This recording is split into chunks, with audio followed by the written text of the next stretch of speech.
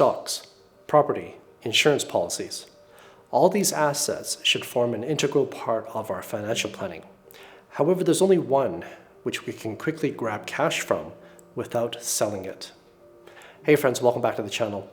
In this video, we're going to have a look at the pros and cons of a loan from an insurance policy and why I think it is the ultimate emergency fund in times of need. Let's have a look. Running out of cash. So on a personal level, this could mean losing an income, overspending, losing on your investments. On a company level, this could mean mismanagement of the balance sheet, expanding too quickly, acquiring too much debt, and not making enough income. Or there could be external factors such as the 2008 financial crisis or COVID-19 more recently. The key is you don't know how long these external events are going to last for. So whilst you're burning up your reserves, eventually you're going to come to a liquidity crisis. And so what do? You have a look at minimizing your expenses right away, cutting overhead right away. You have a look at all your assets and determine maybe which ones you can liquidate.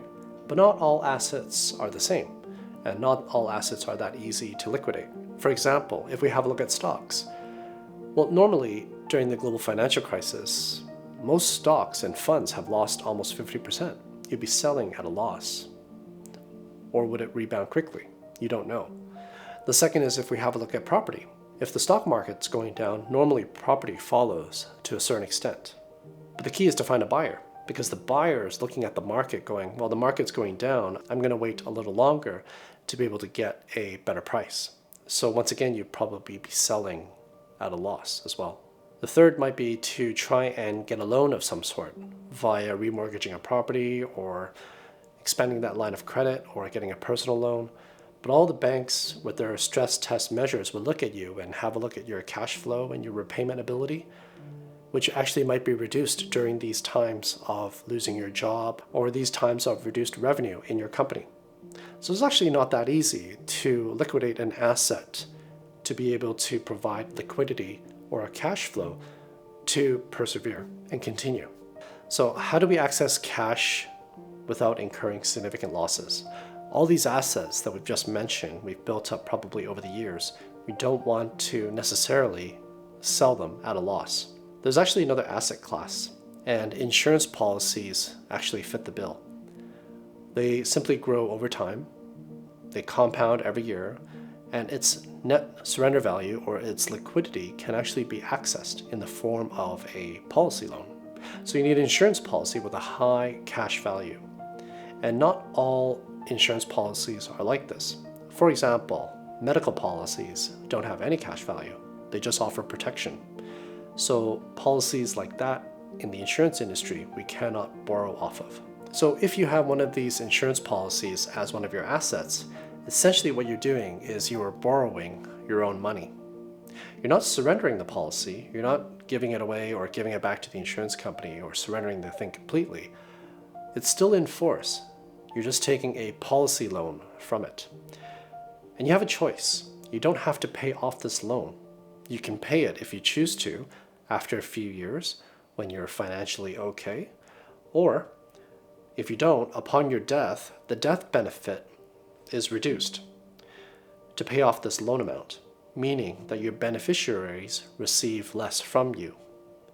Or in other words, the beneficiaries pay for this loan that you've taken because they receive less. So another way to look at it is if you've planned for this money in retirement or you've planned for this amount of money to be left to your loved ones upon your death as a legacy, you're taking basically an advance of this money because financially you need it. So basically how it works is the insurance company acts as the lender and you, the borrower, but you don't have to repay anything. You take the cash and you use it for whatever you need it for, and your policy is basically reduced in value.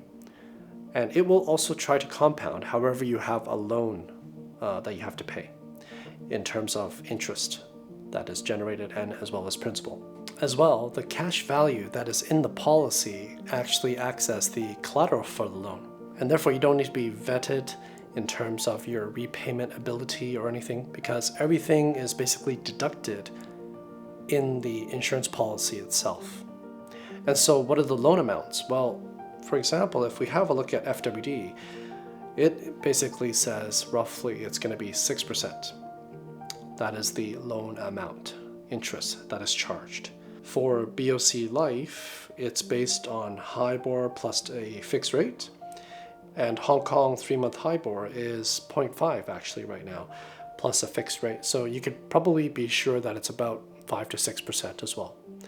So these rates and these costs basically are deducted internally inside your insurance policy every year. But the good thing is that you're not surrendering this asset, you're not giving it up, and yet you have cash immediately to be used for any purpose. So whilst all that sounds good, there are actually some key risks on taking out a policy loan from your insurance asset. And number one is that there's no actual repayment schedule. Normally how they do it is it's all internal. So every year you would have to get your annual statement and see how much was the loan interest and how much your account has decreased every year. And so normally for example, a property mortgage, you would have how much you're going to pay every month, principal and interest for 30 years, for example. In this case, there isn't, because they don't know when you're going to repay that loan or when you're going to pass away, in which case that would be the end of the loan tenure. So point number two is if that loan interest every year, call it 6%, is not paid off, it gets added to the pool. And that now becomes a little larger next year when the 6% loan interest applies again. So gradually it becomes a little larger. Now, the money that's left in your policy still compounds at whatever crediting interest or dividend rate that is published that year. But on this side, you have the loan and the costs. So gradually over time, leading to point number three, it deteriorates. And eventually all policies, when you're either withdrawing too much from it or the costs are too much or the account value goes down, there comes to a point in time in the future where this policy needs to be terminated and you lose your asset. So all in all, a policy loan should be considered to be used as an emergency fund. There are associated costs with it, and for that, I would probably suggest only doing this for a few years. But the advantages still far outweigh the disadvantages. Liquidity and cash flow are key to any business and to any family household. If you'd like to learn a little bit more about the opposite of this, policy financing, we did a video on premium financing and why I think it's the safest investment to compound steadily over time with the bank's money. You can check out that video over here. That's it for this one. We'll see you in the next one. Thank you.